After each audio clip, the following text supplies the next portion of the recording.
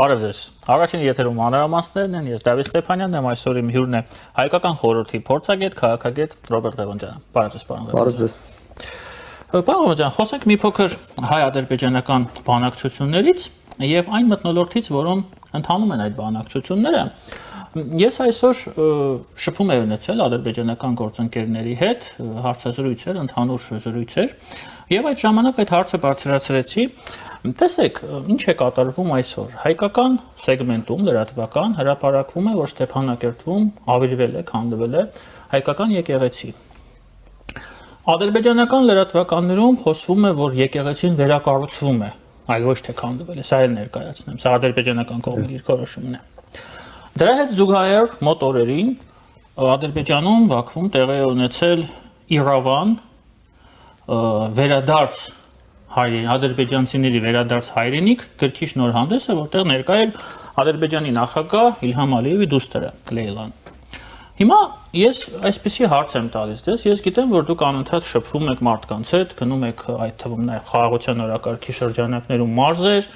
այնտեղ մարդիկ ձեզ հարցեր են տալիս։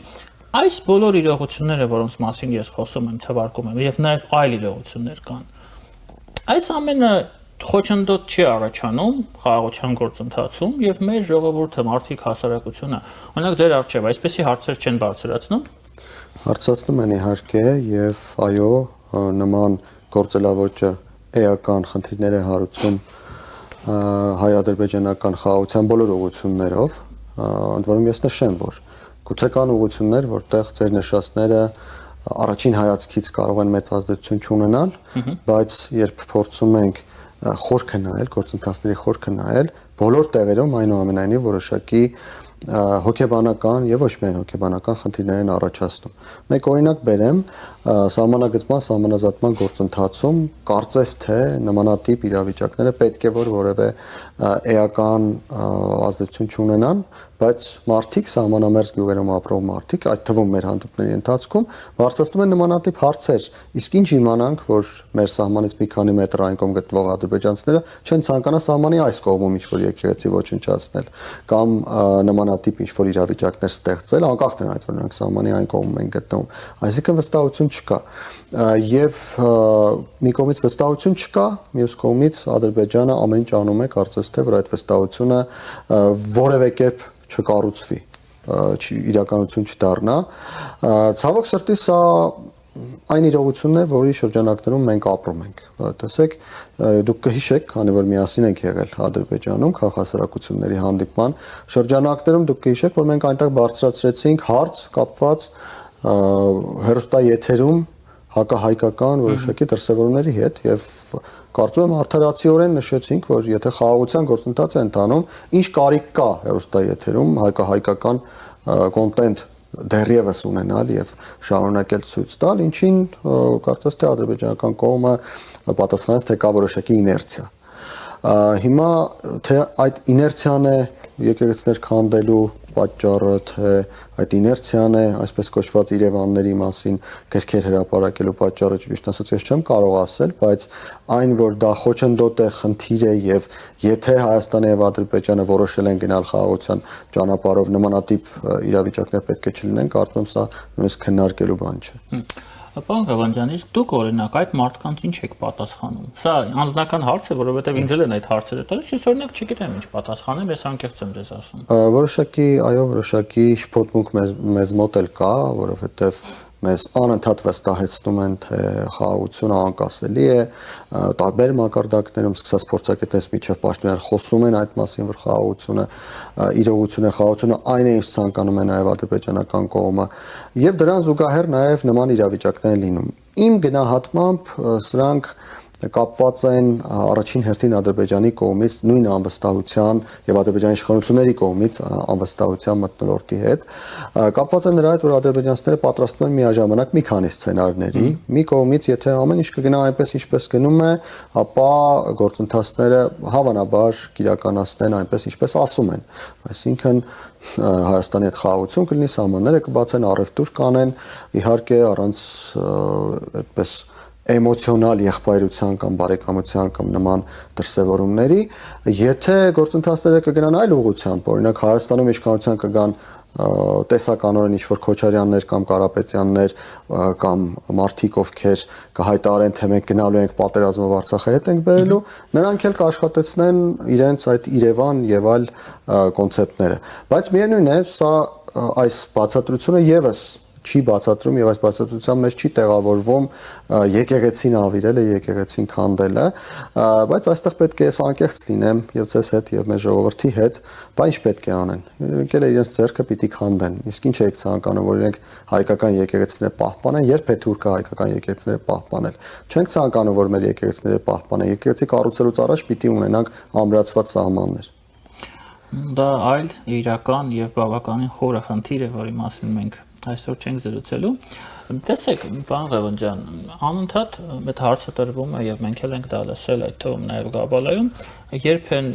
ընտրություններ են լինելու եւ ընտրություններից է կախված ինչպիսի ընթացք ունենա, շարունակություն կունենա խաղաղության գործընթացը, բայց նաեւ կա մեկ այլ բավականին կարևոր հանգամանք, դա սահմանադրական հանրաքվեն է։ Ըստ ձեզ արդյոք եթե լինեն ընտրություններ եւ Ադրբեջանի ակնկալիքները, որ մեզ մոտ չի լինի իշխանափոխություն եւ ինչպես իրենք են ասում, չեն գա իշխանության ռևանշի կողմնակիցներ, արդյոք դրանից հետո մենք կարող ենք սպասել առաջընթաց հայ-ադրբեջանական գործընթացում, թե հիմա էլ առաջ է քաշվելու այդ սահմանադրական հանրաքվեի գաղափարը որպես խնդիր, որպես խոչընդոտ, որ մեր խաղաղության գործընթացը շարունակի իր բնականon ընթացքը։ Գիտեք, ըստ ամենայնի տպավորությունն այն է, որ Ադրբեջանում սահմանադրության փոփոխությունը կապում են բացառապես խաղաղության պայմանագրի ստորագրման հետ։ Ես կանխատեսում եմ, ընդ որում սա տպավորություն է նաև ադրբեջանցիների հետ հանդիպումներից, ոչ միայն Հայաստանում եւ Ադրբեջանում, նաև երրորդ երկրներում հանդիպումներից, ես կանխատեսում եմ, որ եթե հանկարծ ինչ-որ գործընթացի արդյունքում, գուցե սահմանադրական մեծամասնություն քաղաքացիական պայմանագրի կողմից չունենալու արդյունքում, կամ ունենալու հանրաքվեում սահմանադրությունը չփոխվելու արդյունքում, լինի այնպես, որ այս սահմանադրությունը շարունակի գործել, ադրբեջանական կողմը գուցե եւ չստորագրեն, թեև չեմ բացառում, որ կարող են գալ եւ ստորագրել խաղաղության պայմանագիրը նույնիսկ այդ պայմաններում, բայց ոչ միայն մյուս ուղղությունները սահմանագծումը, սահմանազատումը, ենթակառուցվածքների ապաշրջափակումը, այլ նույնիսկ խաղաղության պայմանագրի որոշ կետեր գուցե իրականացվեն կամ առաջընթաց լինի այդ ուղղություններով։ Ամեն ինչ կապված է նրա հետ, թե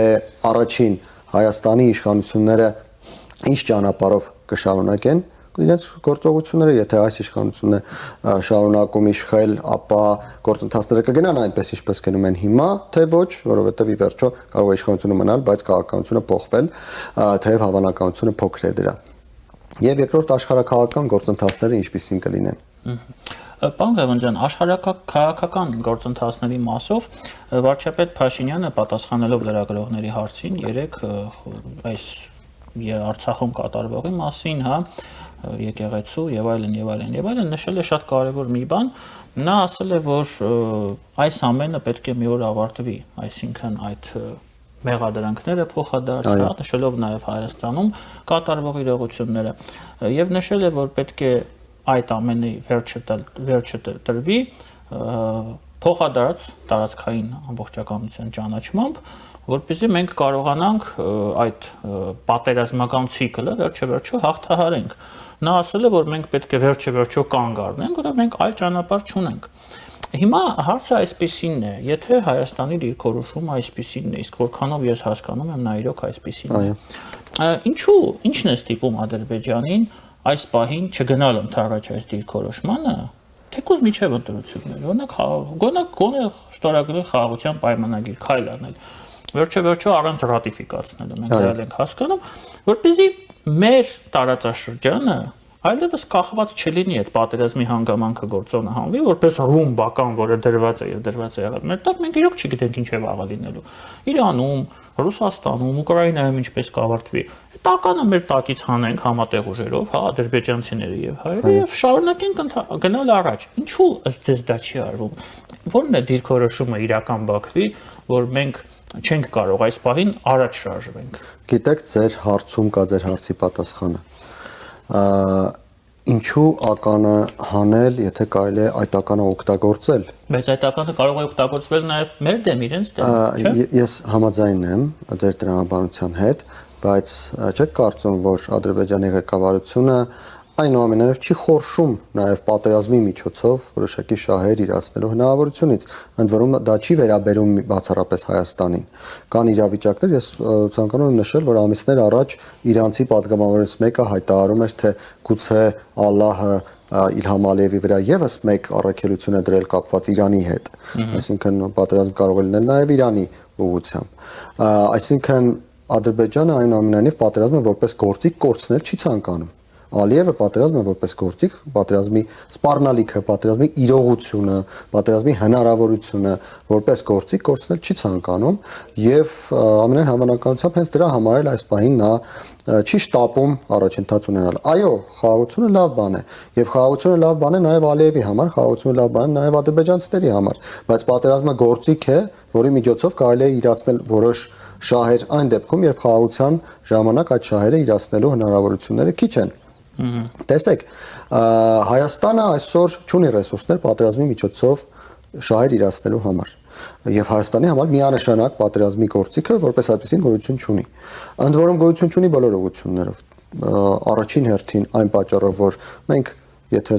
քարտեզին ուշադրություն դարձնենք մեր ամբողջ տարածաշրջանում ամենափոքրաթիվ ժողովուրդն ենք, երկրորդ մենք ամենաքիչ ռեսուրսներ ունեցող ժողովուրդն ենք,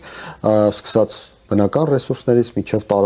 տարածք, տեսեք, թիկունքի խորություն չունենք պատերազմի ժամանակ, այն դեպքում երբ օրինակ Թուրքիան այդ խորությունը ունի, այն դեպքում երբ Իրանը այդ խորությունը ունի, նույնիսկ Ադրբեջանը ունի, նույնիսկ Վրաստանը ունի, մենք այդ խորությունը չունենք։ Մենք ենթակառուցվածքներ չունենք մնացյալ աշխարհի հետ կապվելու, տեսեք, այս պահին երբ Իրանում պատերազմ է, մնացել է միայն Վրաստանը, իսկ Վրաստանում էլ մենք տեղյակ ենք, թե ինչ է տեղի ունենում հայկական ապրանքների հետ, գոնե վերջին բավականին ռիսկային է ամիսների եւ մեկ տարվա ընթացքում։ Այսինքն Հայաստանը պատերազմը որպես գործիք օգտագործել չի կարող։ Ադրբեջանը կարող է եւ ինչու պետք է նա չօգտագործի այդ գործիքը կամ ինչու պետք է նա հրաժարվի այդ գործիքից այս պահին, երբ դեռ հայտնի չէ, պարզ չէ, թե հետագայում ինչ է տեղի ունենալու։ Դա էլ է տրամաբանություն, իհարկե ես համամիտ եմ, բայց կա նաև հայելու մեդալի երկրորդ կողմ, ինչպես միշտ ես արդեն իմ հարցում նշեցի։ Մի փոքր նաև պարոն Հայվազյան խոսենք մեր ներքին խնդիրների մասին, ներքաղաքական դաշտում կատարվողի մասին, վերջիվերջո բոլորս սպասում ենք երբեն լինելու ընտրությունները, շատերը սպասում են երբեն այդ ընտրությունները վերջապես ավարտվելու, որպեսզի հանգիստ կարողանանք շունչ քաշենք։ Ինչի գրանցվեց ուժեղ Հայաստանը ըստ ձեզ։ Այսինքն պետք է չգրանցվեր։ Շատ էր խոսվում, որ Ռուսաստանի կողմից ուղղորդվող ուժ է, շատ են մեքենայությունները, շատ են խնդիրները, բայց այնուամենայնիվ գրանցվեց եւ գրանցվեց ուժեղ Հայաստան անվանումով։ Գիտեք, տարբեր առիթներով, այդ թվում ձեր տաղավարում ես ասել եմ, որ իրավական հարցերը մի կողմ, իրավական հարցերով թող զբաղվեն իրավաբանները, բայց քաղաքական առումով ուժեղ Հայաստանի գրանցումը իշխանություններին պետք է։ Ամենասխալ քաղաքագիտական տեսանկյունից ամենասխալ որոշումը կլիներ, նույնիսկ եթե իրավական հիմքեր կային, քաղաքական որոշակի խմբերի կողմից այդ իրավական հիմքերի օգտագործումը։ Այլ բան է, որ գուցե իրավական այնպիսի ծանրակշիռ հիմքեր լինեին, որ հնարավոր չլիներ գրանցել, կարծում եմ այդ դեպքում չէր գրանցվի, բայց կան իրավունքը ընդհանրապես բավական հարաբերական գիտություն է եւ կան իրավիճակներ, որտեղ կարելի է նույն իրավիճակը մեկնաբանել տարբեր կողմերից եւ եթե դրա հնարավորությունը կա, Հայաստանի իշխանությունները, իհարկե եթե Հայաստանի իշխանության եւ քաղաքացիական պայմանագիր կուսակցության խորհրդատուները բավարար մասնագիտական ունակություն ունեին, պետք է ամեն ինչ անեին, որ ուժեղ Հայաստանը գրանցվեր։ Տեսնում ենք, որ այդպես էլ եղել է, դրանից կարելի է ենթադրել, որ այո, այդ մասնագիտական ներուժը կար քաղաքացիական պայմանագրում, ինչու՞։ Որովհետև քաղաքացիական պայմանագրի համար լավագույն ընդդիմադիրը այս պահին ուժեղ Հայաստանն է Սամվել Կարապետյանի գլխավորությամբ։ Ակնհայտ է, որ ուժեղ Հայաստանը Սամվել Կարապետյանի գլխավորությամբ ռուսամետ քաղաքական ուժ է, ակնհայտ է, որ Սամվել Կարապետյանը ունի Ռուսաստանի աջակցությունը, ակնհայտ է, որ եթե նա գալիս է իշխանության, ապա Ռուսաստանի ազդեցությունը մեծանում է Հայաստանում, իսկ Հայաստանի ժողովրդի մոտ այսօր կա որոշակի ռուսաֆոբիայի աճ։ Ինչը նշանակում է, որ ունենալ ընդդիմախոս, որին չեն սիրում, նշանակում է ավելացնել սեփական քվեները։ Եվ այս առումով Սամվել Կարապետյանին խաղից հանելու կամ ինքն իրեն խաղից դուրս գալու չխոչընդոտելու դեպքում քաղաքացիական պայմանագիրը ուղղակի քվեներ էր կորցնելու այն մարդկանց, ովքեր չեն սիրում Ռուսաստանը չեն սիրում կամ հիասթափվել են Ռուսաստանի կողմից Հայաստանի նկատմամբ դավաճանությունից վերջին տարիներին եւ որպիսի հանկարծ Սամվել Կարապետյանը հաջողության չհասնի, գնալու են ընտրատեղամասեր եւ քվեարկելու են քաղաքացիական պայմանագրի օգտին։ Կան մարդիկ, ովքեր կասեն, բա Ռոբերտ Քոչարյանն է, ես նշեմ, որ Ռոբերտ Քոչարյանի կարելի ասել խաղաքարտը 2021 թվականին արդեն խաղացվել, վերջացել է Ռոբերտ Քոչարյանը էական ուրեմն հնարավորություններ չունի երկրորդը լինելու Ռոբերտ Քոչարյանը կարող է անցնել խորհրդարան, նորից նշեմ, կարող է գնահատմամբ 50-50% հավանականությունը, կարող է անցնել խորհրդարան, բայց նա էական դերակատարում կարող է ունենալ մեկ դեպքում, եթե նրա այդ էական դերակատարումը ապահովի նույն Սամվել Կարապետյանի քաղաքական ուժը։ Եթե ոչ, ապա նրանք լինելու են մոտավորապես այնպես, ինչպես պատիվ ունեմ այս խորհրդարանում, որ գալիս էին, չէին գալիս, մարդիկ չէին էլ իմանում։ Իրենք դա կարող են անել միայն մեկ դեպքում, եթե Մոսկվայից հրահանգ լինի։ Ովքեր իրենք։ Ռոբերտ Քոչարյանին ապահովել է ձայներով։ Տեսեք, խնդիրը նրանց ձայնով ապահովելը չէ, խնդիրն այն է, արդյոք խորհրդարան անցնելուց հետո Սամվել Կարապետյանի քաղաքական ուժը կտա մեծ դերակատարում Ռոբերտ Քոչարյանի քաղաքական ուժին։ Դա իրենք կարող են անել կամավոր, թե Մոսկվայից պետք է հրահանգ լինի։ Ես կարծում եմ երկու տարբերակներ հնարավոր են, որովհետև տեսեք, այսօր Մոսկվան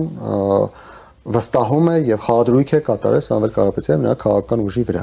Ընտրություններից հետո երբ նրանք կլինեն գլխավոր ընդդիմությունը, իսկ ես կարծում եմ այստեղ նույնիսկ վիճելու բան չկա, նրանք ակնհայտորեն լինելու են գլխավոր ընդդիմությունը, որևէ մեկը չի կարող հավակնել երկրորդ տեղը նրանցից խլելուն։ Դրանից հետո Սամվել Կարապետյանի քաղաքական ուժը կշարունակի իհարկե սերտորեն աշխատել Ռուսաստանի հետ եւ Ռուսաստանը ազատության որոշակի աստիճան կթողնի։ Թե այդ աստիճանը կներառի արդյոք Քոչարյանի դերակատարման բարձրացումը, թե չի ներառի, հավանաբար իրենք իրար մեջ կորոշեն, մենք դա կտեսնենք երևի գործողություններից։ Եվ երևի թե վերջի հարցը, պարոն Ղևոնդյան, ես վերջերս մի հարցազրույց ունեի մեր վրացի գործընկերներից մեկի հետ, որը համեմատելով Փաշինյանի վարքագիծը Սաակաշվիլի վարքագծի հետ, ասաց, որ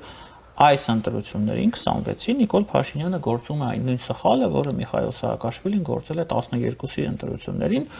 փորձելով քաշել իր վրա ամբողջ արևմտավետ զանգվածը, ընտրական զանգվածը, եւ դա մեծ սխալ է եւ ճիշտ կլիներ, եթե ԿՊ-ն փորձեր անել այնպես, որպեսզի իրենց միգուցե նաեւ ինչ որ աջակցությամբ, չգիտեմ, միգուցե նաեւ բարոյական աջակցությամբ, այլ քաղաքական ուժեր լինեին եւ նրանց հավանականությունը մեծ լիներ խորհրդարան անցնելու հենց արևմտամետ։ Դուք ինչ եք կարծում այս հարցի շուրջ։ Եվ վրացի եւ մեր եվրոպացի գործընկերները մի կարևոր, ես կասեի, առանցքային սխալ են թույլ տալիս համեմատելով Հայաստանի ընտրությունները առաջին հերթին Մոլդովայի ընտրությունների հետ 1-2 տարի առաջ կայացած եւ համեմատելով այդ ընտրությունները նաեւ 12 թվականի Վրաստանի ընտրությունների հետ։ Եթե գլոբալ ուրեմն խնդիրներին ուշադրություն դարձնենք, ապա այո, այսօր Փաշինյանի կառավարությունը անում է այնպես, ինչպես անում է Սաակաշվիլին։ Փաշինյանի կառավարությունը գլխավոր ընդդիմադիր է նշանակել Սամվել Կարապետյանին, թեև Սամվել Կարապետյանը առանց դրա էլ գլխավոր ընդդիմադիրներ, աշխատում է նրա դեմ, նրան միակցել է Քոչարյանին եւ Ծառուկյանին եւ փաստացի նրանց հաշվին կարողանում է ստանալ շարունակել իշխել Հայաստանի Հանրապետությունում։ Եվ ասելով նրանց հաշվին, որպեսզի խորհրդարանի մեջ ինչ-որ չլինեն, նկատի ունեմ, որ որպես ընդդիմություն նրանց հաշվին ինքը ստանում է իշխանություն։ Հակազդման միջոցով։ Ոչ միայն հակազդման միջոցով, այլև քաղաքական խաղ տանելով այդ ուղղությամբ։ Ինչ որ մի ուղղությամբ պետք է գնան, այդ ուղղությամբ են տանում։ Դա չի նշանակում, որ դա վատ է, դա նշանակում է, որ այդպես են որոշել, այդպես են անում, ի վերջո հաղթողներին չեն դատում։ Բայց կա մի շատ կարևոր նրբություն, որը հաշվի չեն առնում, ինչպես ասացի, եւ վրացի եւ եվրոպացի մեր գործընկերները, դա այն է, որ Հայաստանում շատ մեծ է ընդդեմ քվեարկողների քանակը։ Մարդկանց մի հոծ հատված քվեարկելու է Նիկոլ Փաշինյանի օգտին եւ քաղաքացիական պայմանագրի օգտին, բացառապես ընդդեմ Սամվել Կարապետյանի եւ ռուսական ազդեցության։ Մարդկանց մի հատված էլ քվեարկելու է Սամվել Կարապետյանի եւ ռուսական ազդեցության օգտին, բացառապես ընդդեմ Նիկոլ Փաշինյանի եւ քաղաքացիական պայմանագրի։ Այո, ի տարբերություն օրինակ Մոլդովայի, որտեղ մարդիկ քվեարկում էին Սանդոյի օգտին, որովհետեւ ցանկանում էին գնալ դեպի Եվրոպա, ոչ թե ընդդեմ Ռուսաստանի։ Եվ մարդիկ քվեարկում էին ռուսական ուժերի կամ ռուսամետ ուժերի օգտին, որովհետեւ ցանկանում էին միանալ Ռուսաստանին, ոչ թե ընդդեմ Սանդոյի կամ ընդդեմ Արևմուտքի։ Տեսեք, բավական նուրբ է այստեղ սահմանը, բայց այդ նուրբ սահմանը ցույց է տալիս, որ Հայաստանի իշխանությունները այստեղ ավելի ուժեղ դիրքեր ունեն, քան Սաակաշվիլին ուներ 2012 թվականին։ Այսինքն, եթե 2012 թվականին տեղի ունեցավ այն, որ Սաակաշվիլին պարտվեց, այս անգամ Նիկոլ Փաշինյանի պարտության հավանականությունը շատ փոքր է ուղղակի, որովհետև Հայաստանի ժողովրդի այն հատվածը, որը որևէ դեպքում չի ցանկանում ռուսական ազդեցության մեծացում Հայաստանում, ակնհայտորեն կրկնակի եւ ավելի անգամ գերազանցում է այն հատվածին, որը որևէ դեպքում չի ցանկանում Նիկոլ Փաշինյանի իշխանության շարունակականություն։ Իհարկե, հաջորդ ընտրություններին 2031 թվականին որ պետք է կայանան, այս տրամաբանությունը արդեն մեծ հավանականությամբ չի գործի, որովհետև բավական ժամանակ անցած կլինի, իրողություններ փոխված կլինեն եւ եթե շարունակի քաղաքացիական պայմանագիրը աշխատել բացառապես ռուսամետ ուժերի դեմ, նա ուղղակի 2031-ին կարող է հայտնվել հենց 2012-ի Սաակաշվիլու վիճակում։ Պարոն Ղավանյան, ինչ խոսք, իրոք բողոքական տրամադրությունները շատ մեծ դերակատարում ունեն մեզ մոտ ընտրությունների արդյունքների ձևավորման հարցում, բայց տեսեք, մենք ունենք բոլորին դեմ քաղաքական ուժը, որը բոլորին դեմ է, չնայած կողմ է բոլորի հետ համագործակցելու, ինչը արդեն ինձ մոտ օրինակ առաջացնում է կոգնիտիվ դեսոնանս, բայց այնուամենայնիվ ինչն է խանգարում հասարակությանը այդ, որը որ բողոքական է տրամադրում, ոչ Սամվել Կարապետյանին ձայնը տալ ընդդեմ Նիկոլ Փաշինյանին կամ Նիկոլ Փաշինյանին ընդդեմ Սամվել Կարապետյանին, գնալ բոլորին դեմ քվեարկել բոլորին դեմի օգտին։ Խանգարում է այն, որ բոլորին դեմ քաղաքական ուժը, ընդ որում ես իրենց ներկայացուցիչներից մեկին էլ եմ դա ասել հրապարակային, ի սկզբանե աշխատել է քաղաքական գործընթացների տրամաբանությանը հակառակ, քաղաքական գործընթացներում կարելի է բոլորին դեմ տրամաբանություն ունենալ, բայց դրա գործողությունները բացարձակապես այլ բան են պահանջում, բացարձակապես այլ մոտեցում, բացարձակապես այլ իրավիճակ, բացարձակապես այլ խաղի կանոններ, իսկ բոլորին դեմը ինչ է անում, բոլորին դեմը եկել է մտել է քաղաքական դաշտ եւ փորձում է քաղաքական դաշտի խաղի կանոններով խաղալ քաղաքական դաշտի դեմ, այդպես չի լինում։ Հասկանալի է, շատ շնորհակալ եմ ձեզ, պարոն Ղևոնդյան։ Մեր հյուրն էր Հայկական խորհրդի փորձագետ, քաղաքագետ Ռոբերտ Ղևոնդյանը, քիչ անց մենք կվերադառնանք եւ կշարունակենք մեր եթերը։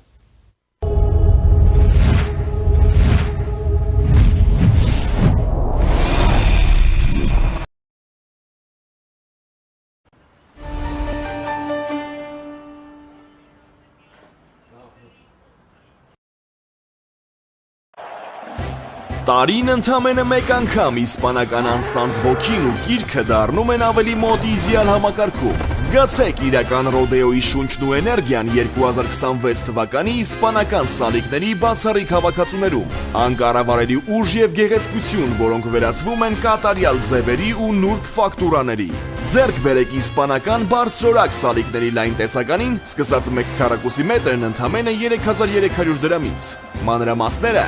idealsystem.am Իդեալ համակարգ դեպի կատարելություն։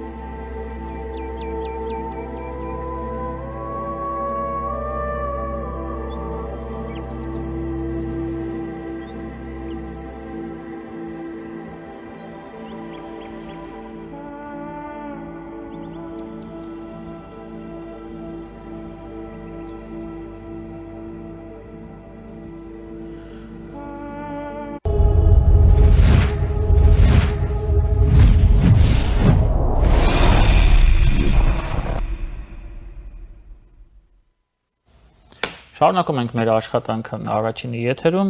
մեր հյուրն է ազգային ժողովի քաղաքացիական պայմանագիր խմբակցության պատգամավոր Լիլի Մինասյանը։ Բարև ձեզ, Տիկին Մինասյան։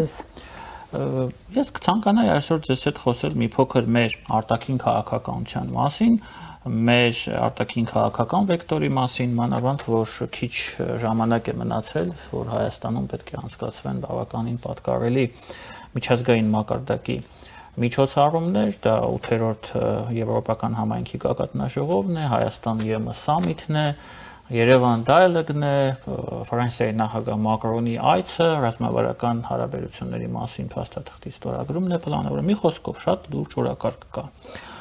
Հարցս այսպիսին է. այս ամենը ընդդիմությունը ներկայացնում է որպես բացառապես քաղաքացիական պայմանագրի նախընտրական տրամաբանության շրջանակներում գործընթացներ։ Եթե մենք համարենք ինչ որ առումով, որ դա իրոք այդպես է, ինչ որ առումով, այն մնացածի մասին եմ ես ցանկանում ձեզ հետ խոսել, ինչ ենք մենք սպասում այդ միջոցառումներից, ինչպես է այդ միջոցառումները, բոլորի մասին եմ ես ասում, անդրադառնալու մեր արտաքին քաղաքական վեկտորի վրա, տնտեսության դիվերսիֆիկացման, որովհետև դա այսօր, որքանով ես հասկանում եմ, հաշվի առնելով Նիկոլ Փաշինյանի, վարչապետ Փաշինյանի այցի արդյունքները եւ այն տեսանելի մասը, որը մենք տեսանք Պուտինի հետ շփման ժամանակ, այդ ամենը կարծես թե դառնում է անհրաժեշտություն եւ մենք տեսնում ենք, որ մենք շատ քիչ ժամանակ ունենք։ Խնդրեմ։ Վերջի դիտարկման հետ այդքան էլ համաձայն չեմ, շատ քիչ ժամանակ ունենք, բայց ամենայն դեպս ժամանակը շատ թանկ է։ Առնվազն դրա հետ համաձայն։ Գիտեք, որ Եվրոպական քաղաքական համայնքի գագաթնաժողովը ամեն տարի մեկ երկրում է տեղի ունենում, նախորդ տարի Ալբանիայում էր եւ վարչապետի մասնակցության ժամանակ որոշում կայացվեց, որ հաջորդ հյուրընկալող երկիրը կլինի Հայաստանի Հանրապետությունը եւ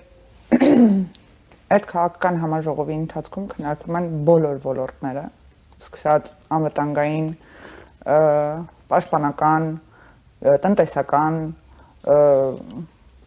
ցանկացած ոլորտ համագործակցության եւ դա առաջնային դեր է տալիս երկրին պետությանը եվրոպական քաղաքական համայնքի մեջ եւ նախորդ տարի վարչապետի մասնակցությամբ մենք ամրագրեցինք մեր տեղը այդ համայնքի ներսում եւ կարծում եմ մեր համար պետք է կարեւոր լինի որ Հայաստանի Հանրապետությունը միջազգային հարթակներում բարձրաստիճան կամ բարձր ամբիոններում մշտապես հնարավորություն ունենա մասնակցելու եւ իր ուրույն դեր ունենալու եւ այդ միջազգային հարաբերությունները խորացնելու պարագայում նաեւ Հայաստանի Հանրապետության առաջնային խնդիրները լուծելու Մեր առաջնային խնդիրը բնականաբար այս պայմանությամբ մենք համարում ենք խաղաղության ամրագրումը, երկրորդ խնդիրը տնտեսության աճը խաղաղ պայմաններում, իսկ տնտեսության աճը բնականաբար պետք է տեղի ունենա դիվերսիֆիկացման հնարավորությունների պարագայում, որովհետև այլ պարագայում մենք տեսնում ենք, որ հնարավոր է մեզ որոշակի առումներով մեր քաղաքական եւ պետական շահը հետապնդող որոշումներում կարողանան սահմանափակել հաշվի առնելով տնտեսական կախվածությունները։ Հիմա տնտեսական կախվածությունները քչացնելու համար մեզ պետք է մեր արտահանման շուկան, մեր ներմուծման շուկան հնարավորինս տարանջատել մեկ կենտրոնից եւ ունենանք տարբեր կենտրոնների հետ տարատեսակ հարաբերություններ։ Դուք գիտեք, որ Հայաստանի Հանրապետությունը ԵՄ-ի հետ նաեւ ստորագրել է նոր համագործակցության փաթեթ, այդ նոր համագործակցության փաթեթի մեջ կան բազմապիսի կետեր, որոնք վերաբերվում են ներքին ինստիտուցիոնալ զարգացմանը, սկսած առողջապահության ապահովության ներդրումը նաև եղել է այդ փաթեթներից կարևորագույն պայման, դատական համակարգի բարեփոխումները եղել են կարևոր պայման, վիզաների ազատականացումը, պահանջներ ունի հատուկ հստակ, որ պետք է մեր պետությունը համապատասխանի, ըստ այդմ ունենանք նաև ազատ վիզայի քաղաքականություն Եվրոպայի հետ, տնտեսության դիվերսիֆիկացման մասով մաքսային ներմուծումների, մաքսային տուրքերի փոխհատուցումների ծրագիր է ներդրել կառավարությունը, որ կոնկրետ ապրանքների համար, երբ այդ ապրանքները արտահանվում են ԵՄ, մաքսատուրքերը փոխհատուցում է պետությունը։ Բացի դրանից մենք իրականացնում ենք շուկաների վերլուծություններ, որ շուկաներում կողմից կա այդ գործընթացի պրոակտիվ քաղաքականություն կա, որովհետև մենք հասկանում ենք, որ մեր ստեղի արտադրողը ինչքան հեշտ ու ինչքան բաց, ինչքան իր համար սովոր, նաև ոչ շատ կանոնակարգեր պարունակող շուկա լինի, այնտեղ էլ գնալու է մրցակցային պայմաններում աշխատի։ Հիմա մենք փորձում ենք մեր արտադրողի ինքնարժեքը եւ գնահատական արտադրանքի բարձրացնել, որպեսզի ավելի բարձրորակ շուկաներում մենք դեր ունենանք։ ԵՄ-ի առաջին։ Այո։ Եվ ոչ միայն ԵՄ, նաև կա Արևելքում, Իրաք, Արաբական Էմիրություններ, Սաուդյան Արաբիա։ Մենք փորձում ենք այդ շուկաները ուսումնասիրենք, այդ շուկաներում գտնենք մեր արտադրանքի ուրույն տեղը։ Մենք մասնակցում ենք գրեթե բոլոր միջազգային մեծ էքսպոներին արտադրական տեսանկյունից, տնտեսական տեսանկյունից։ Այդ էքսպոների ժամանակ փորձում ենք տնտեսվարողների հետ փոխհարաբերություններ կառուցենք եւ այդ շուկաները, այսինքն հանդիպացնենք միշտ երկրի շուկան մեր շուկայի հետ, նաև փորձում ենք ստեղի տնտեսվարողներին հնարավորինս շատ շահագրգռենք, որպեսզի ներդրումներ կատարեն իրենց որակի այլ արտադրանքի բարձրացման վրա, որովհետև միայն որակյալ ապրանքներ շատ ավելի բարձր մարժայով, շատ ավելի պահանջարկ ունեցող տարբեր երկրներում, եւ մենք իրապես տեսնում ենք այդ տարբերությունները։ Մեզ հաճախ ասում են, բա այս տարիների ընթացքում Ռուսաստան արտահանումը կրկնապատկվել, եռապատկվել է, հանգապատկվել է 18-ից։ Բայց մենք նաև չենք դիտարկում, որ այլ երկրներ էլ աճ գրանցվել եւ Եվրոպական միության ուղղությամբ 5% մինուս։ Այս տարվա կտրվածքով եք դուք ասում։ Այս տարվա կտրվածքով եք ասում, որտեղ այս տարի նաև ունենք միակ ճանապարհը, որտեղով կարող ենք Եվրոմիություն արտահանել, Վրաստանն է։ Այս մասով պետք է հաշվի առնենք։ Բոլոր նրբությունները մեղմած։ Այո։ Եվ նաև շատ մեծ ջանք ենք թափում Հայաստան-Թուրքիա հարաբերությունների կարգավորման մասով, որտեղ գիտենք, որ Թուրքիայի միջոցով շատ ավելի հեշտ կլինի արտադրանք տեղափոխել Եվրոմիություն։ Աշխատանքները սենց կարող եմ թվարկել բազմապիսի, բայց այդ աշխատանքները պետք է հիմնված լինեն այդ քաղաքական համաձայնությունների վրա։ Այդ քաղաքական պայմանավորվածությունների վստահելի գործընկերներ լինելու ԵՄ-ն մշտապես կարող է դիտարկել մեր այդ համագործակցությունը շատ ավելի բաց, եթե մենք մնանք եւ կայուն մնանք եւ հաստատակամ լինենք մեր ժողովրդավարական զարգացման առումով, մեր ընտրությունների թափանցիկության առումով, մեր ինստիտուտների զարգացվածության առումով։ Եվրոմիությունը ինքը հիմա խնդիր ունի օրինակ միգրացիայի, իրան պետք չի որ այլ երկիր, որի հետ կապերը սերտանան, այդ երկրից միգրացիա լինի դեպի ավելի զարգացած պետություններ, իրան պետքա որ այդ երկիրը այնքան զարգացած լինի, որ այնտեղ աճի զարգանա, բայց համագործակցությունը լինի Եվրոմիության հետ։ Այս նրբությունները պետքա հաշվի առնել մշտապես ժամկետները դիտարկելու տեսանկյունից, որովհետև ժամկետների առումով մենք պետք է հասկանանք, որ բարդ գործընթացների փուլ պետք է մտնենք, վիրահատական միջամտություններ կարող է պետք լինեն այստեղ, սկսած օրինակ կոնյակի արտադրությունից, որովհետև գիտեք, որ կոնյակ անվանումը ֆրանսիական բրենդ է։ Այլ աշխարհում, մեծ աշխարհում մեր իրավասություններից դուրս է։ Արտահանման շուկայում պետք է հսկայական մեծ փոփոխություններ կատարենք։ Ես վերջերս բազմապիսի այցելակատարում WhatsApp-ը օրինակ ջերմոցներ կամ կառավարության աջակցությամբ ստեղծած մեծ ընկերություններ, որոնք կաթիլային ոռոգման են անցել, որոնք նորագույն տեխնոլոգիաներ են օգտագործում։ Եվ այդ սկզբնական ներդրումը բավականին մեծ կարող է թվալ տնտեսվարողի համար, բայց հետագայում տվյալ ապրանքի արժեքը շատ ավելի մեծ է եւ ավելի բարձրաժեք ապրանքներ կարող են արտահանել, քան այն ստատիկ ապրանքները, որոնք կարող են ԵԱՏՄ շուկայում սպառվել։ Եվ երկարաժամկետ պլանավորման տեսանկյունից տնտեսվարողներին միշտ այդ մեսիջը պետքա տալ, որ կարճաժամկետ արագ փող աշխատելու համար հնարավոր է հարմար է այդ շուկաները, բայց երկարաժամկետ տեսանկյունից մենք պետք է ունենանք տարբեր հնարավորություններ, տարբեր շուկաներ մտնելու, որտեղ մեկը հնարավոր է մի օր փակվի, մյուսը մեր համար պետքա բաց լինի։ Եվ այս տեսանկյունից շատ սերտ աշխատանք ենք տանում նաև արտահանողների հետ։ Տիկին Մինասյան, այս ձեր կողմից նշված քայլերի Ես այսքանը մենակ տնտեսության վրա շատ կենտրոնացա, բայց պատկերացրեք մյուս ոլորտներում շատ ավելի խորացված աշխատանքներ կան։ Ձեր նշված տրամաբանության շրջանակներում, եթե մենք մոտենանք հարցին եւ դիտարկենք, այս բոլոր միջոցառումները, որի մասին ես նշեցի մեր զրույցի սկզբնամասում, 3, 4, 5 մայիսի, ինչ նոր հնարավորություն են տալիս մեզ ռեալ։ Ես շեշտեցի, որ այս աջակցությունները հնարավոր բոլոր փաթեթներին կպտնելու, օրինակ Եվրոպայի խաղաղության փաթեթը, որին մենք արդեն 3-րդ անգամ ենք դիմում, մի անգամ $10 միլիոն ենք ստացել, հետո $20 միլիոն, հիմա 30 միլիոնի համար ենք դիմում, դա պաշտպանական միջոցառումներ իրականացնելու համար է կամ քո հնարավորությունները եւ կարողությունների զարգացման համար է։ Գումարած դրան մենք ունենք տնտեսության աճի եւ ենթակառուցվածքների ձևափոխման նպատակակետեր, նաև մեր ծրագրում կա հստակ նշված ինչ առաջնահերթություններ ունենք, այդ առաջնահերթությունների համար ԵՄ-աջակցությունը մեզ համար շատ կարևոր է։ Բացի դրանից գիտեք, որ նախընտրական փուլում հիբրիդային գործիքների, հիբրիդային սպառնալիքների դեմ պայքարի համար ԵՄ-ն մեզ բավականաչափ օգնություն է ցուցաբերում եւ նաև խումբ է ուղարկված ԵՄ-ի հետ հաջողությունները, ասենք որ հնարավոր փաթեթը բացենք շատ մեծ կարող է լինել, բայց այս օրերը մեր համար հերթական ապացույցն են լինելու, որ մեր պետությունը գտնվում է եվրոպական քաղաքական համայնքի ուշադրության կենտրոնում եւ մենք ունենք այնպիսի սերտ համագործակցություն այդ պետությունների հետ, որոնք երբևիցե չենք ունեցել։ Բայց այստեղ մի կարևոր նկատառում եմ ուզում անել, ես տեսնում եմ մեր ընդդիմության շրջանակներում, որ բավականաչափ անհանգստացած են այդ այցերից եւ այդ հանդիպումներից եւ նրանք վերջերս Եվրոպարլամենտում հանդիպման ընթացքում Հանրապետական կուսակցության կարկառու ներկայացուցիչներից մեկը Եվրոպարլամենտի ներկայացուցիչներին հորդորում էր, որ հանկարծ օրինակ չգիտեմ վիզաների ազատականացումը չհայտարարեն բացված մայիսի 4-ին, որովհետեւ դա կլինի նախընտրական օգնություն կոնկրետ մեկ ուժի իմ համար մի փոքր sense տարօրինակ է քո երկրի հավանականությունը կա իրոք։ Չեմ կարծում, որովհետեւ գործընթացը պատրաստ չեք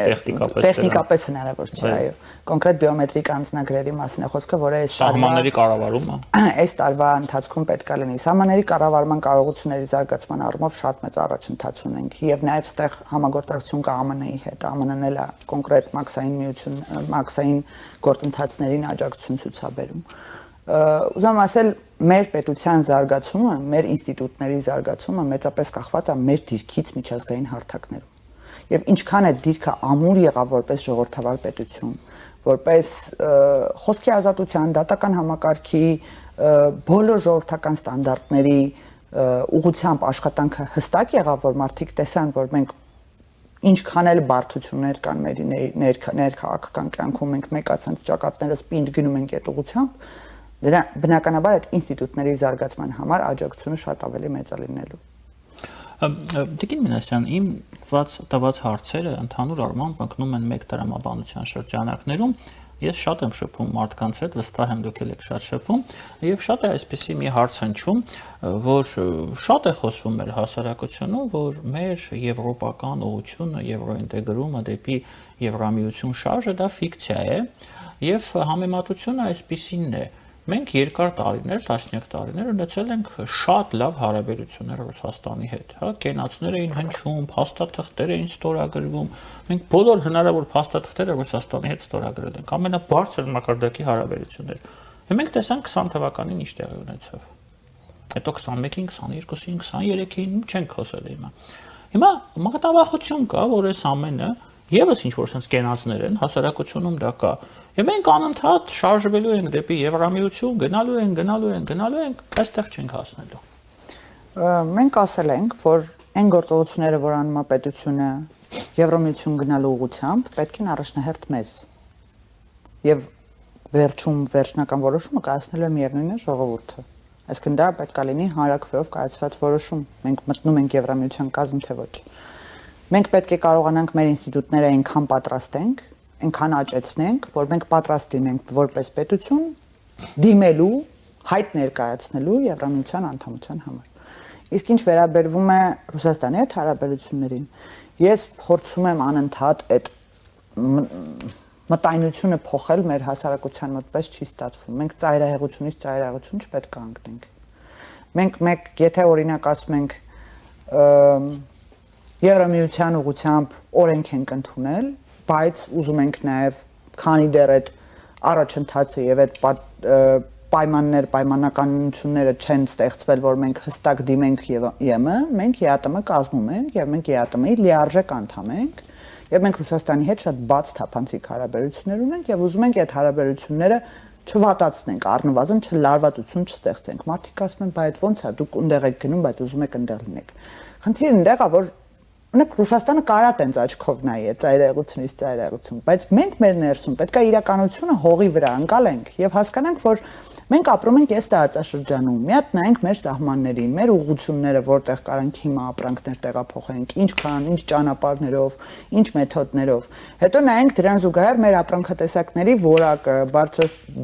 բարձրորակ լինելը, անգամ լեզվի իմացությունը կարևոր է, որովհետև ռուսերեն լեզուն մեզ համար շատ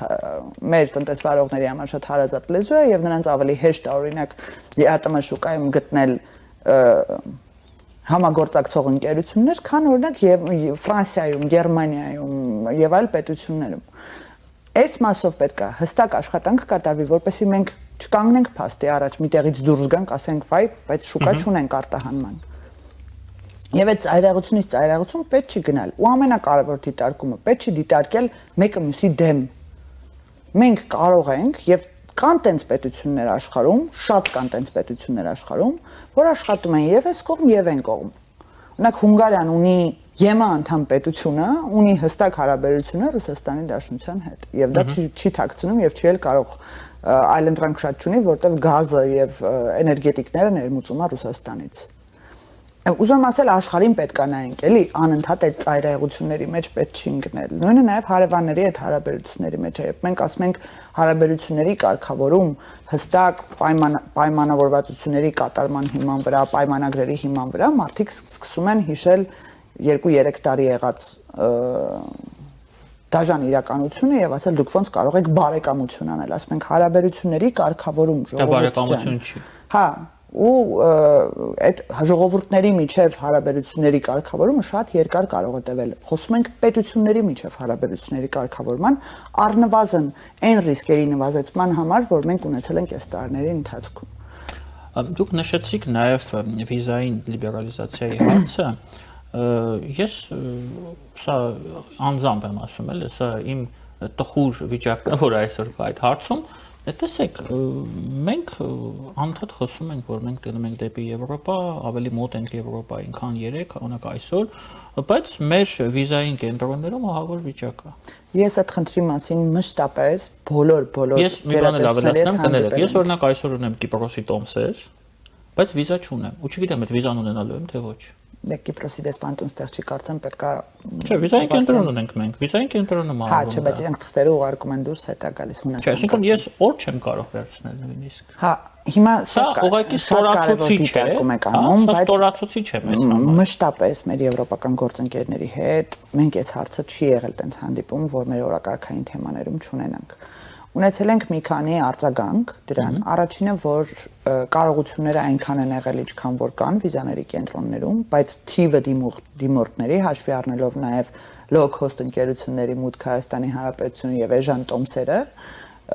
Ռուսաստանից եկածների դիմորդների հոսքը ահռելի մեծ է եւ այդ կարողությունները պետքա վերափոխվեն Այդ արդեն խոսում եմ այլ երկրների դեսպանատների մասով։ Իսկ չի կարելի հերթականություն անել առաջինը Հայաստանի քաղաքացիների դիմումները օրինակ դիտարկել, հետո մնացածը։ Էլի Հայաստանի քաղաքացիներ, բայց Հայաստանի քաղաքացիներ, որոնք կարող են գալ օրինակ Ռուսաստանից, ձեր ասած։ Տարբերությունը։ Որտեղ ես գիտեմ Ռուսաստանի քաղաքացիներն են դիմում դրա համար եմ ասում։ Բացի դրանից կա նաև մի փոքր ոչ օրինական չի, այսինքն իրավական դաշ չի կարա մտնի տեղ, բայց այն հայավարի շուստրություն անելու մեթոդն է, որը օգտագործվում է դեռևս այդտեղ, ու մենք տուրիստական գործակալությունների աշխատանքը, այո, անգամ մարդիկ օգտագործում, օրինակ մի կենտրոնից ստանում են, մի երկրից ստանում են վիզան, գնում են այլ երկիր եւ այլն, եւ դա առաջացնում է խզում տվյալ դեսպանատան մոտ, որ այս մարդկանց մոտ վստահությունը ոնց որ մի քիչ ավելի ցածր է։ Սենց խնդիրները պետքա լուծվեն հստակ այդ կարողությունների զարգացման համար, օրինակ վիզաների կենտրոններում մարդկանց կամ աշխատակիցների կամ համակարգերի փոփոխմամբ կամ ավելացմամբ։ Դե կներեք, վիզային կենտրոնները աճում են սնկի պես, բայց խնդիրը չի լուծվում, հենց դա։ Գիտեմ, որ կան, որտեղ մեր քաղաքացիների դիմումներն էլ աճում։ Գիտեմ, որ կան դեսպանատներ, որոնք այս ընթացքում մեր համագործակցության արդյունքում փոփոխել են այդ քաղաքականությունը եւ ահագին աշխատանք կատարվել է, մի քիչ կարգավորվել է հերթերը, չեմ հիշի հիմա Ֆրանսիան էր, թե այլ դեսպանատում, թե Հունաստանը, չեմ հիշի հիմա, համենայն դեպս գիտեմ, որ այդ խնդիրը մեր աչքի առաջ է ու մենք անընդհատ ենք բարձրացնում, բայց այն կողմից էլ հնչում են երբեմն օբյեկտիվ, երբեմն սուբյեկտիվ պատասխաններ, որոնք պետք է հաշվի առնենք եւ մենք արդեն փորձենք մեր քաղաքացիների եւ տուրիստական ընկերությունների հետ ավելի սերտ աշխատենք, որպեսզի նման խնդիրներ չառաջանան։ Տիկին Մինասյան, որքանով ես գիտեմ, ձեր իշխանության կառավարման տարիներին շատ լուրջ խնդիր է ուղիղ արտասահմանյան ներդրումները, այսինքն ներդրումները բավականին համեստ են,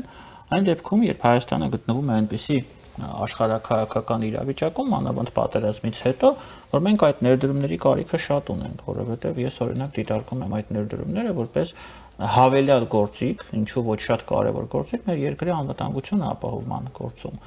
Սա լուրջ դերակատարում կարող է ունենալ։ Կա ընդհանրապես ռազմավարություն այդ ուղղությամբ, բնակ պարոն Մակրոնը գալու է Հայաստան, մեր ռազմավարական հարաբերությունները ենթադրում են այդպիսի ներդրումներ եւ ինչու ոչ մենք կարող ենք օրինակ ստեղծել այնպիսի պայմաններ, որ օրինակ ֆրանսիական բիզնեսները ինչ որ ժամանակ հարկերից ուղղակի ազատված լինեն Հայաստանում, այսինքն արտոնյալ պայմաններ, հաշվի առնելով, որ այդ բիզնեսների աճը, ես մոտ Ֆրանսիայի մասին եմ խոսում, բայց շատ են դա տարբերակները եւ ուղղությունները, որովհետեւ դա մեզ համար անվտանգային խնդիր է այդ թվում նաև, ոչ միայն տնտեսական զարգացում։ Ես դեռ այդքան էլ համակարծիք չի լինի, որ համեստ են ներդրումները, առնվազն $400 միլիոն Nvidia-ն իր արհեստական բանականության կենտրոնը ստեղծի ամերիկյան ներդրումը։ Ես դրա համար ասացի, ընդհանուր կառավարման տարիները։ Շիփի համար, ընդհանուր կառավարման տարիները եւ մինչ այդ 30 տարի մենք ունեցել ենք ցածր ներդրումային ռեյտինգ մի քանի պատճառներով, առաջինը անվտանգային խնդիրը, որտեղ ոչ մի ընկերություն չէր կա պատերազմող եւ վատ փխրուն խաղաղության պայմաններում հսկայական կապիտալներ դներ, եւ երկրորդը դատական համակարգ։ Մշտապես ներդրումային ընկերությունները նայում են եւ արդարադատության պակաս կան, այո, ռեյթեր կան, այն ժամանակ շատ է եղել, որ ներդրողներից խլել են գույք կամ կապիտալ կամ ուստի դատարանների բացակայությունը մենք միջև հիմա եղել են նաև վճիռներ արբիտրաժային միջազգային եվրոպական դատարաններում, որ Հայաստանի Հանրապետությունը պատասխան է տվել, այսինքն վճարել է այն անօրինականությունների համար, որ տեղի են ունեցել 30 տարվա ընթացքում։ Այս ընթացքում ես տեսնում եմ հստակ միտում աճ օգոստոսի 8-ից հետո, որտեղ ավելի մեսիջը եւ երկու կողմերից մեսիջները աշխարհին գնում են, որ վերջ կոնֆլիկտն ավարտված է եւ այստեղ խաղաղություն է, բացի դրանից թրիփի ներդրումը արդեն հողի վրա աշխատանքները սկսելու պարագայում ես ակնկալում եմ ներդրումային բում կոնկրետ Մեղրի տարածաշրջանում, որտեղ տեղ ոչ միայն լինելու է ճանապարհի կամ երկաթգծի ենթակառուցվածք, այլ հսկայական այլ կողքը բնականաբար ենթակառուցվածքի շուրջը միշտ ստեղծվում են տարբեր ընկերություններ, որոնք որ մուլտիպլիկատոր էֆեկտի է բերում։ Եվ ես կարծում եմ, որ այս ընթացքում խաղաղության պարագայում մեզ ավելի հեշտ է լինելու այդ ներդրումները ներգրավել։ Ձեր հետ մի քիչ համակարծիք չէի լինի, որ այլ ընկերությունների նոտար ընկերություններին հարկերից ազատել մենակ մի պայմանով, որտեղ դա անհավասար մրցակցային պայմաններ կստեղծի ստեղի արտադրողի համար, բայց հնարավորություն կա ինչ-որ երկխոսություն ստեղծելու ավելի արդյունավետ բիզնեսներ ներգրավելու, որպեսզի մեր մշակույթն էլ բիզնես անելու մշակույթն էլ փոխվի։ Ինչու՞ չէ նաև ես կարծում եմ, որ նաև եթե ուշադիր լինեք վարչապետի այցերին, ցանկացած եվրոպական երկիր միշտ ոչ միայն եվրոպական,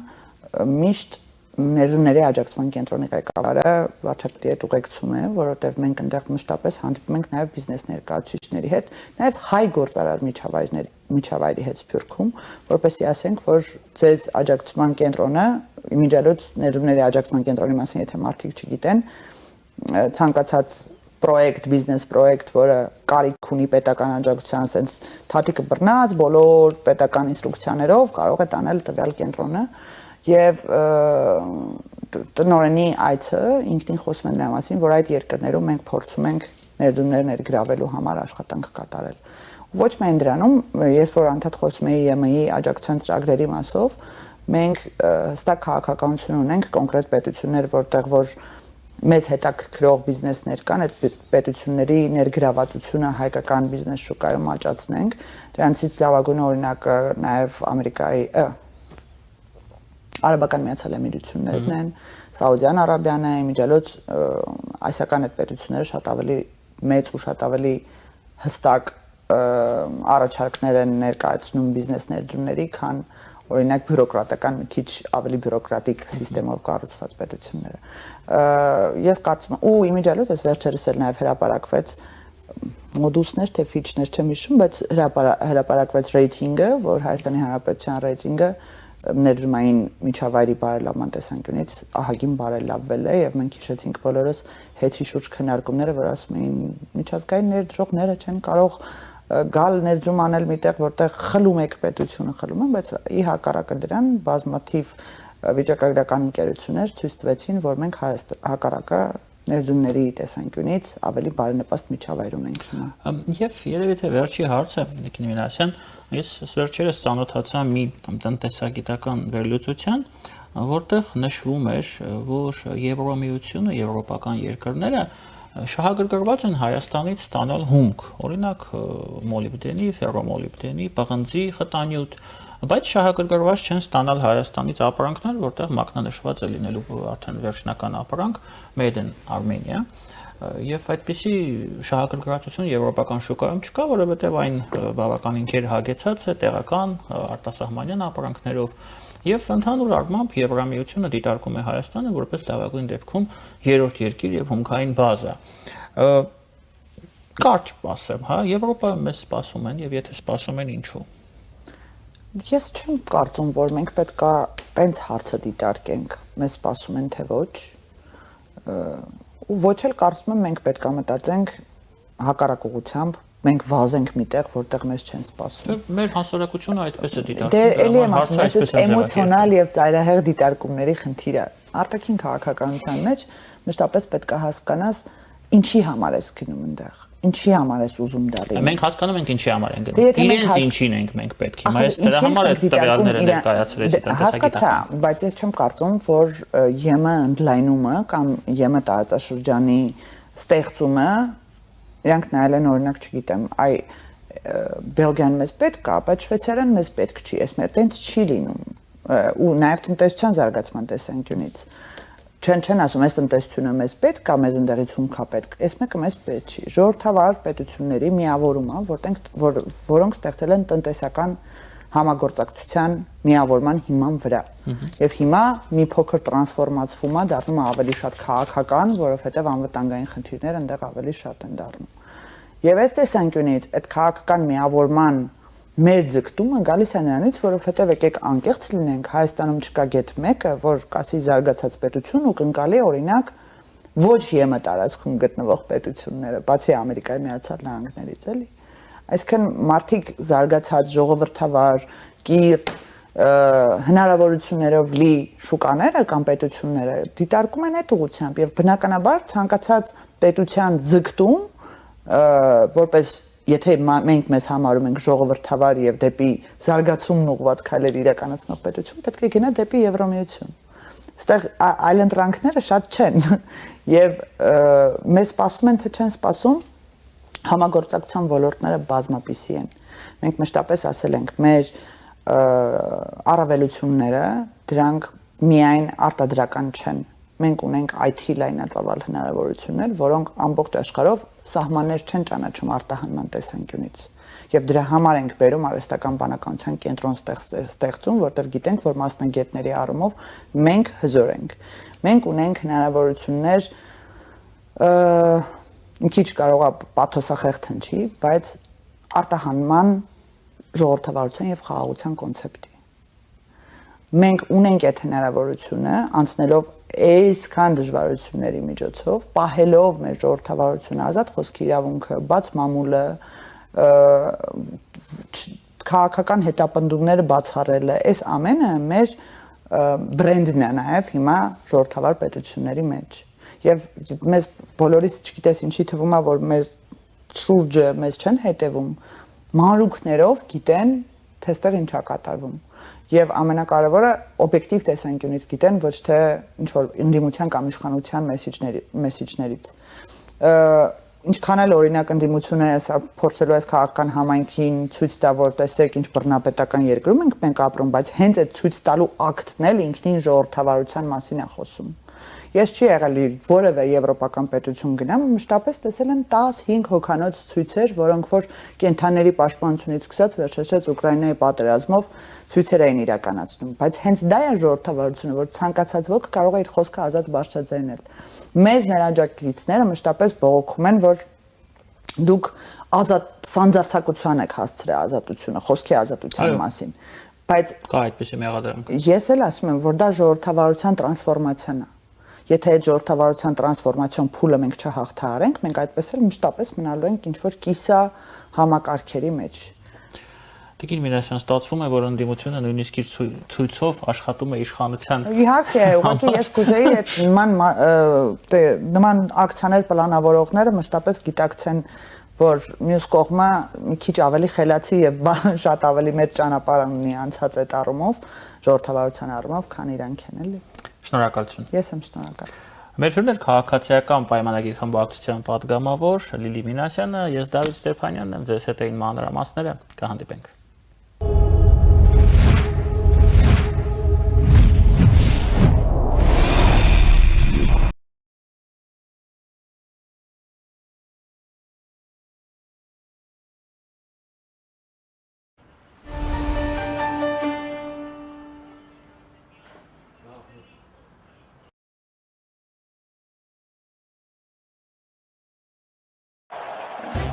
Տարին ընդամենը մեկ անգամ իսպանական անսանձ ոգին ու գիրքը դառնում են ավելի մոտ իդեալ համակարգում։ Զգացեք իրական ռոդեոյի շունչն ու էներգիան 2026 թվականի իսպանական սալիկների բացառիկ հավաքածուներում։ Անկառավարելի ուժ եւ գեղեցկություն, որոնք վերածվում են կատարյալ ձևերի ու նուրբ ֆակտուրաների։ Ձեռք բերեք իսպանական բարձրորակ սալիկների լայն տեսականին, սկսած 1 քառակուսի մետրն ընդամենը 3300 դրամից։ Մանրամասները idealsystem.am Իդեալ համակարգ դեպի կատարելություն։